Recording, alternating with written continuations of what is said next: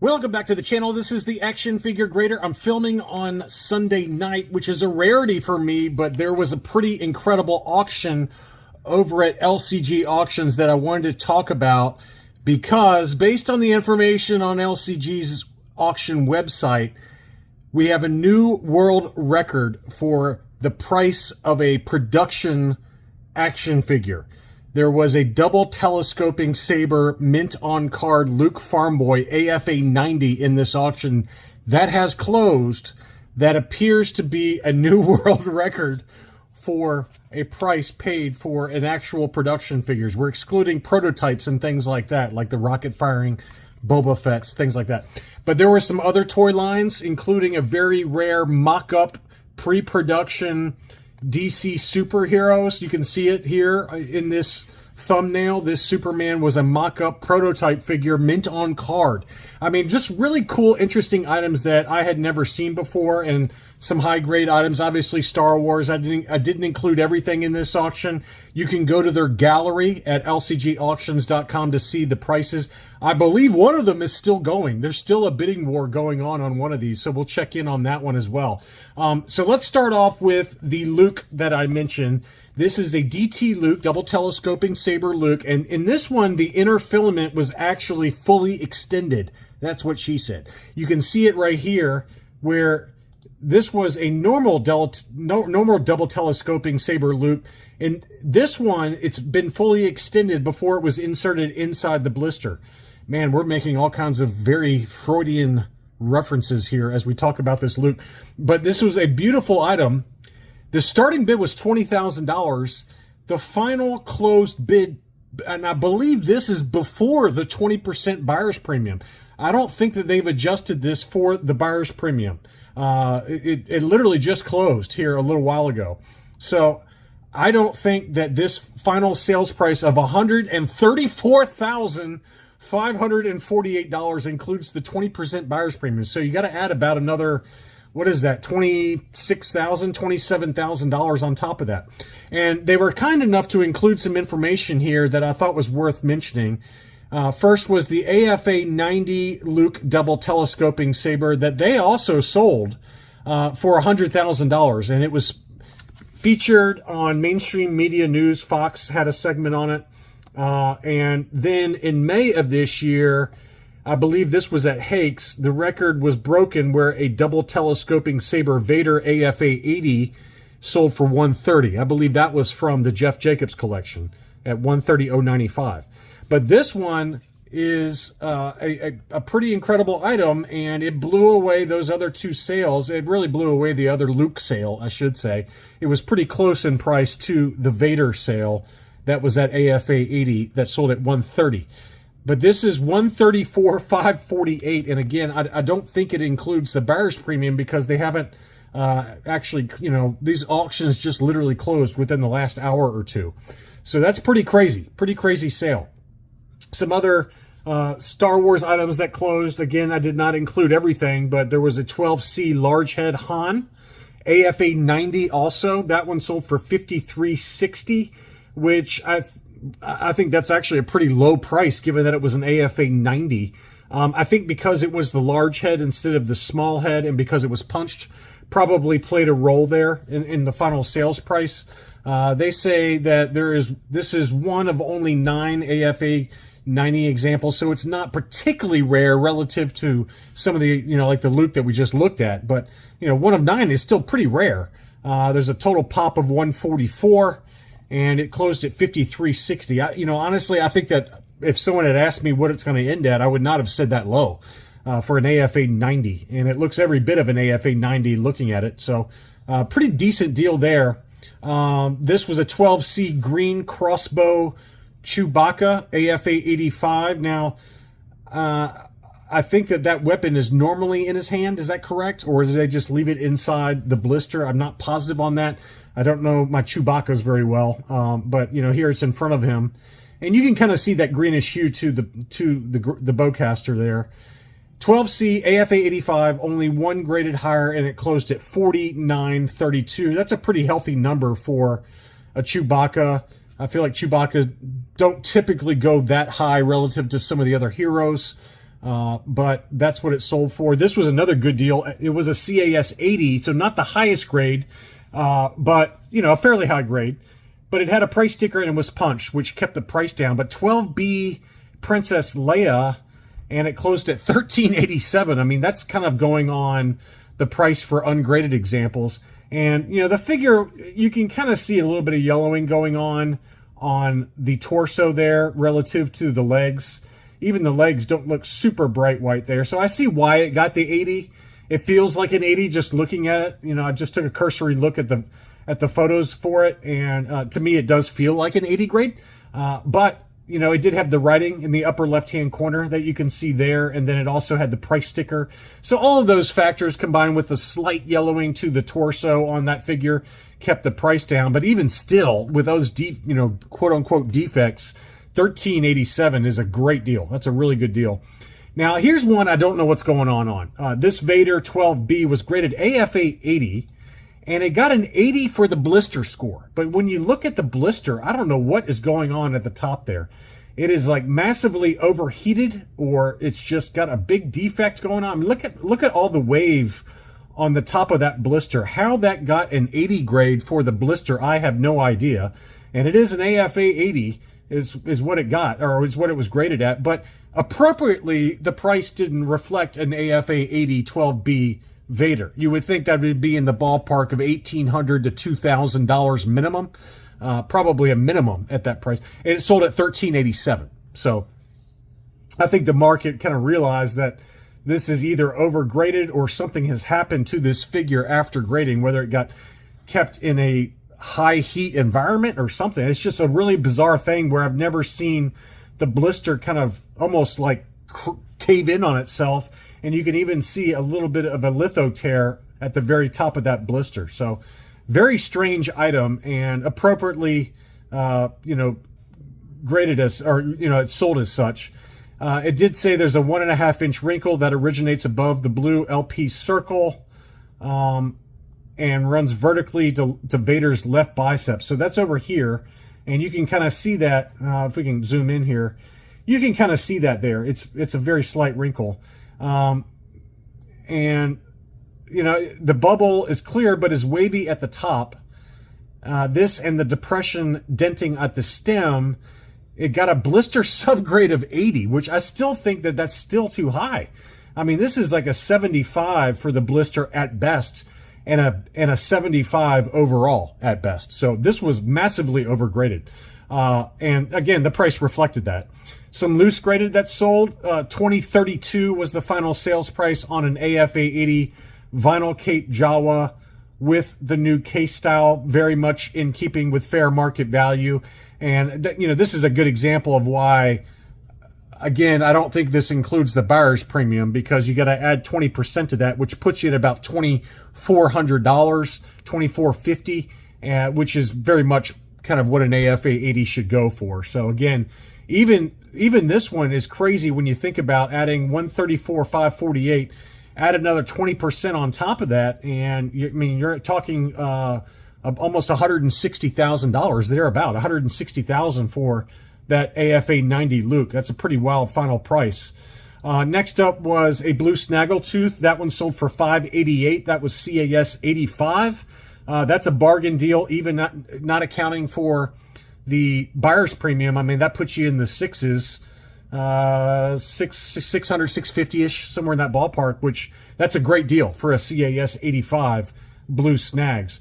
And then we get into some other items that were non-Star Wars. There were some other Star Wars baggies and some other card backs and mailers and things, but I wanted to talk about some of these others because the prices were very impressive on some very high-grade items for some alternate toy lines.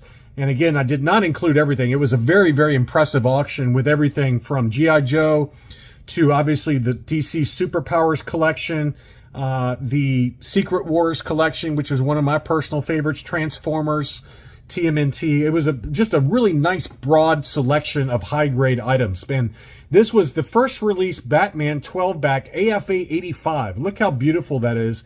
That looks completely case fresh. That is absolutely stunning condition, and sold for $13,904. $13,904. It's a pretty amazing item. So, ultra high grade. That's as good as it gets. Super investment grade. This was an AFA 85 12-back Superman clear blister. I mean, it's very rare to see these in such amazing condition. The Superman sold for $64.86, but here was the big one. So this was a Superman pitch piece, meaning that this is how they designed it when they were pitching, creating this toy line. This was a true internal item at Kenner, where I guess the engineering team combined with the marketing team combined with everybody else, they pitched this to the decision makers as to whether to make this toy line. And so you can see here that this Superman is a very rudimentary Superman that is, it's not articulated. It's kind of basically just a mock-up type of toy.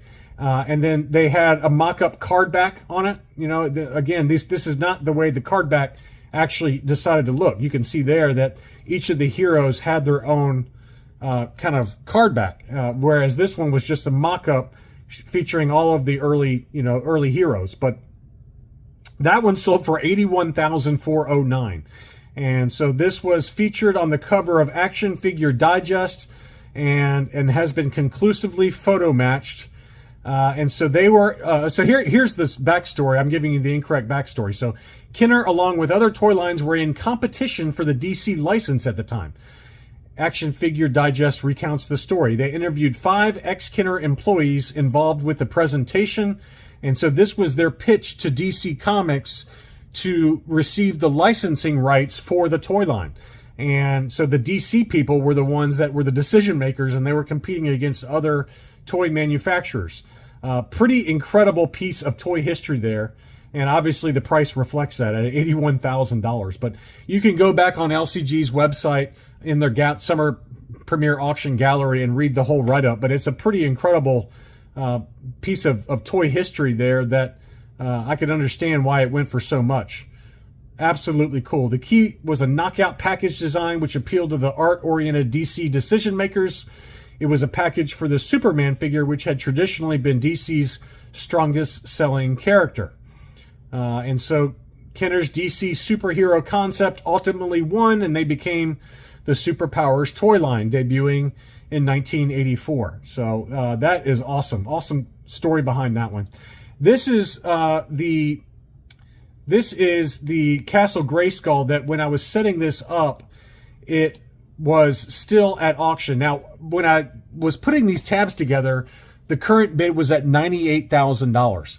And here we are. It's still going. It's still going. There's a bidding war that has broken out. And so we're kind of watching this in real time as I film. So like I said, when I started this, about 13 minutes ago, the current bid was $98,000. The current bid now is $144,000, and it still has not closed yet.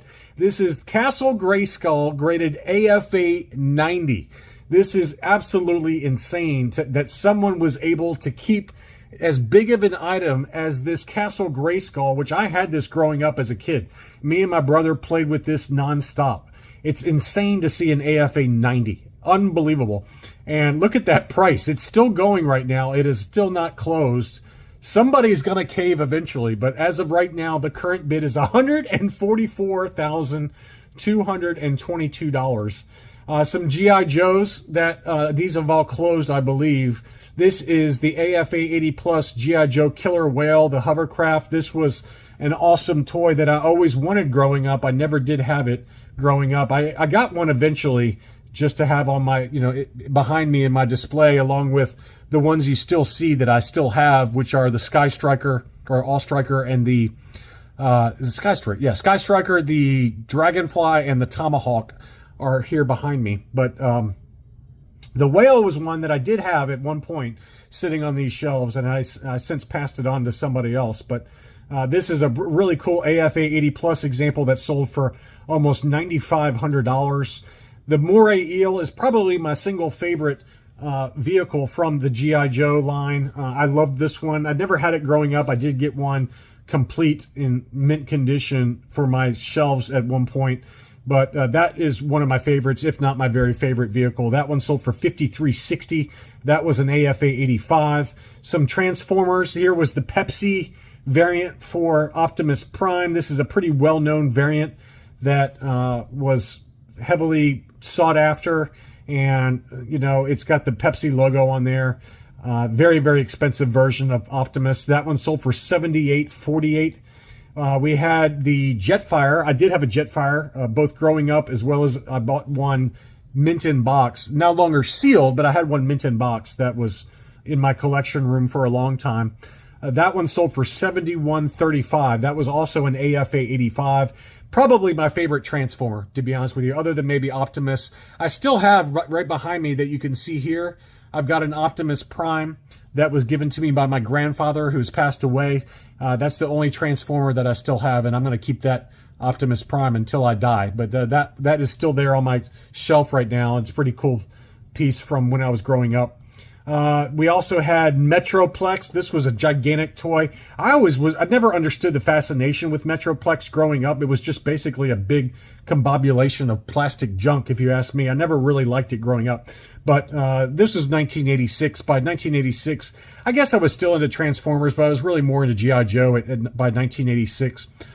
But this one was an AFA 80 and sold for $19,176. I just thought it was a very strange item. I mean, you can look at it. It's just like a garage for your real Transformers. So it's like a base, basically. It's like the G.I. Joe headquarters. The G.I. Joe headquarters I did have growing up, but it never got a lot of playability to me. It was just kind of a weird piece of plastic junk. But that did sell for a lot of money. We had one video game I wanted to show you. This was a CGC 9.4 for the original Super Mario Brothers. That sold for $16,823. So there is still some very highly sought after video games out there. Obviously, the prices have come down quite a bit. Here was a sealed original 2007 Apple iPhone graded CES 80 Plus. That sold for $74,000. There is a gigantic community of iPhone collectors out there that pay big money for this.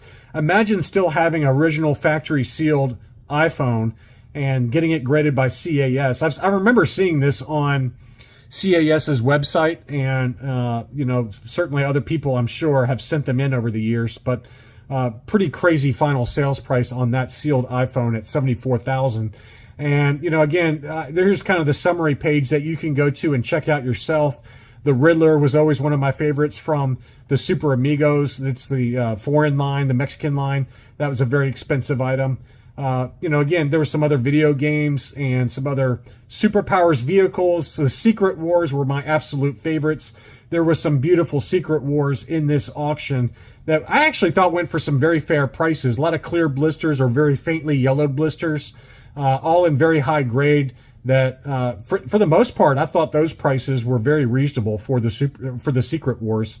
There's some Silverhawks, some wrestling figures, GoBots, Mask made an appearance. Lots of really nice Mask and TMNT. So the Masters of the Universe, those items were really incredible. They had some beautiful, very sought after mocks for key characters and also some loose graded examples. So it was a very comprehensive auction across a wide range of toy lines. Make sure to go check out the final sales prices. But that Masters of the Universe Castle Grayskull is still going right now and has not closed. Let's see if there's still an update.